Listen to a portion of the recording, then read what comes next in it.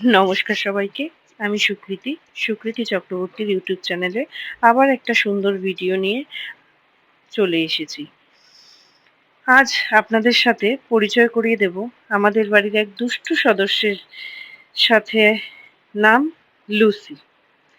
যখন আমাদের বাড়িতে ও আসে তখন ওর বয়স মাত্র ৩ মাস।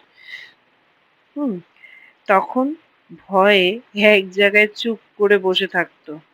আর দেখুন এখন কি অবস্থা। ওর দাদাকে মোটে কেউ আদর করতেই পারে না। ওকেই সবার আগে আদর করতে হবে। ওর দাদাকে যদি আদর করতে যাই আমরা, ও হাত ধরে টেনে সরিয়ে দিয়ে বলে ওকে আদর করতে। আর কি দুষ্টু হয়েছে বলবেন জানেন না।